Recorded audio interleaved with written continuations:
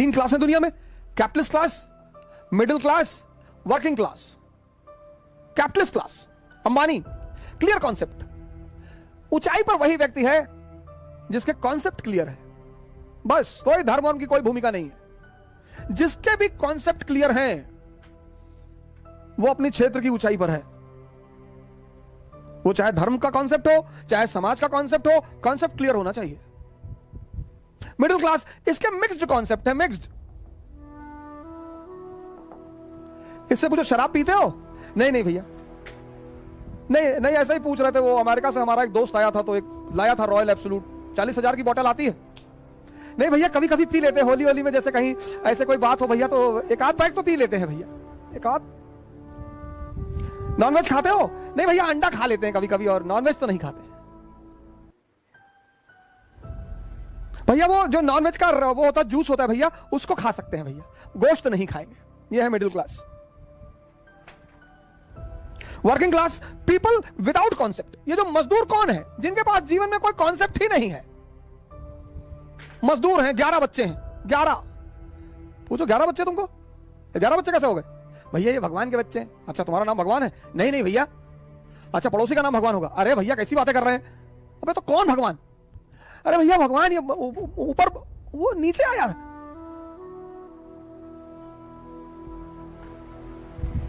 दुनिया में हर वो आदमी मजदूर है जिसके अपने जीवन के कॉन्सेप्ट स्पष्ट नहीं है।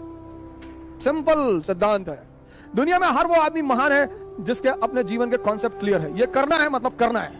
क्योंकि आप बाहर निकलोगे, जितने लोगों से बात करोगे उतना कंफ्यूज होते चले आओगे।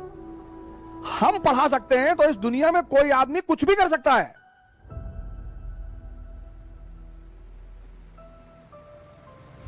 अगर हम पढ़ा सकते हैं, अगर हम बदल सकते हैं खुद को, तो इस विश्व में कोई भी व्यक्ति कुछ भी कर सकता है सर, बशर्ते उसे एक चीज करनी पड़ेगी, अपना आत्म मूल्यांकन। दुनिया में सबसे इंपॉर्टेंट चीज है डायरेक्शन। जिसको भी मिल गई और समझ में आ गई। बहुत लोगों को डायरेक्शन मिलती है, समझ में नहीं आती। तेंदुलकर और कांबली दोनों के एक ही गुरु हैं, रमाकांत आचरेकर। मानिए श्री रमाकांत आचरेकर अब तो हमारे बीच है नहीं वो, लेकिन एक आदमी क्रिकेट का खुदा बन गया, भगवान, और दूसरा आदमी तमाम योग्यता होने के बावजूद गुमनामी के अंधेरे में खो गया। मैंने कहा ना, इस दुनिया में हम सब योग्य हैं। कल मैंने आपसे एक बात कही, पता नहीं आपने ध्यान दिया कि नहीं दिया। कल मैंने आपसे एक बात कही कि इस दुनिया में सभी योग्य हैं। कोई अर्जुन है, कोई कर्ण है, और आमतौर पर ऐसा देखा गया है कि जिसको दुनिया बहुत योग्य मानती है, ये देखिए, वो असफल है जीवन में। यह बात लोगों को बड़ी परेशान करती है, बहुत हैरान करती है कि ऐसा क्यों है यार, कि एवरेज क्षमता का आदमी, अब कर्ण के सामने अर्जुन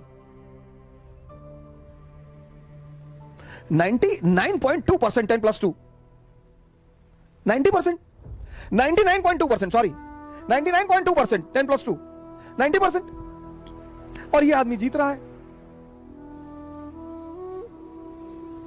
यह बात आपको आश्चर्यचकित नहीं करती? और ये यही नहीं है कहानी में, यह जीवन में भी है। दुनिया की नजर में जो कम योग्यता के लोग हैं, उन्होंने बड़ी जबरदस्त जबरदस्त जगह बनाई है।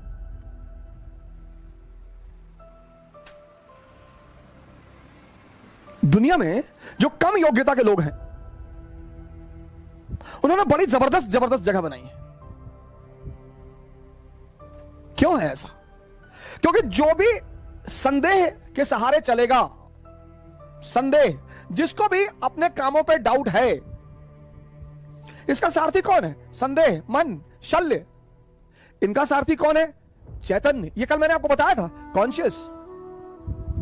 पर जीवन में यह देखो कि तुम्हारा सारथी कौन है। और जीवन 100% रिस्क है। यहां मौत को छोड़कर कुछ भी कंफर्म नहीं है। और 98% लोग इस दुनिया में, 98% लोग इस दुनिया में हर चीज का कंफर्मेशन चाहते हैं। बस ये परेशान है, यही परेशान है। 2% रिस्क लेते हैं। और जब ये 2% उपलब्धि की ऊंचाइयों तक पहुंच जाते हैं तो ये 98-90% अपने आप को सांत्वना देता है कि अरे भैया भाग्य, भाग्य भैया, भाग्य, भाग्य के बलि है भैया, भाग्य, भाग्य नहीं है। आशीर्वाद मैं मानता हूं परमात्मा का, भाग्य तो मैं मानता ही नहीं। मैं परमात्मा का आशीर्वाद मानता हूं कि आप कोई काम करते हो वो आपके सर पर हाथ रख देता है, तो कितना भी मुश्किल काम हो वो आसान होता चला जाता है। और आपको एक ऐसे कई सारे लड़के मैंने अपने टीचिंग के दौरान देखे जो आए और आते उन्होंने कहा कि सर हमें आईएएस नहीं बनना, पापा जबरदस्ती भेज दिया, हम पढ़ने आए। हम नाम नहीं लेंगे, एक यूपी कैडर के आईएएस है, मैं उनका नाम नहीं लूंगा, हमारे मित्र हैं। उन्होंने हमसे यही कहा था कि सर पापा जबरदस्ती भेज दिया, हम हाईकोर्ट में प्रैक्टिस करना चाहते थे और जब हमारा पढ़ने वढ़ने मन नहीं लगता है। हमने कहा बहुत जबरदस्त यार, बहुत बढ़िया, शाबाश, वेरी गुड। इतनी ईमानदारी है, इतनी ईमानदारी तो है कि तुम मानते हो कि मेरा पढ़ने में मन नहीं लगता। फिर एक बैग वो बंदा गायब हो गया और हुआ क्या, अच्छा ग्रुप मिल गया, अच्छे लड़के मिल गए, अच्छे सीनियर मिल गए और पढ़ने में मजा आने लगा, मजा आने लगा, बंदा वो काम करने लगा।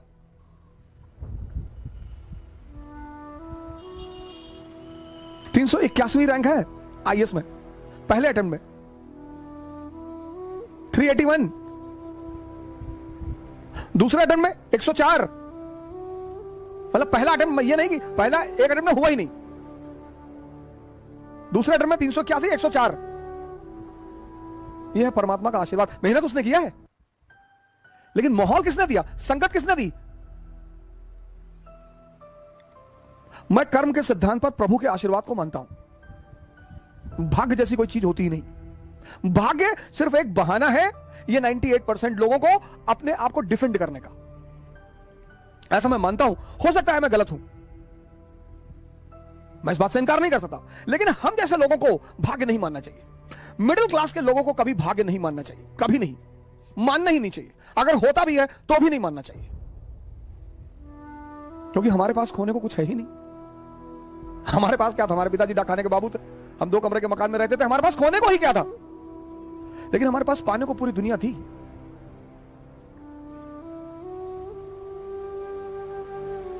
सारे फ्रंट पे लड़ रहे हैं, ये देखो, यहां तलवार चला रहे हैं, यहां तलवार चला रहे हैं, यहां तलवार, यहां तलवार, यहां हर तरफ। जिंदगी में एक फ्रंट चुनो, उसी पे लड़ो, बाकी सब बंद कर दो। राजा बनने की बस एक ही रास्ता है, समझदारी। और समझदारी के विकसित होने का कौन सा रास्ता है? पढ़ाई। पढ़ाई से कोई राजा नहीं बनता। फिर से रिपीट कर रहा हूं, राजा बनने का बस एक ही सिद्धांत है, समझदारी। और समझदारी विकसित करने का एक ही अच्छा तरीका है, पढ़ाई। कहानी के साथ साथ मैसेज भी मिल रहा है कि हर फ्रंट पर मत लड़ो, नहीं तो तुम्हारी सारी ऊर्जा चूस ली जाएगी, निकाल ली जाएगी, खत्म हो जाओगे।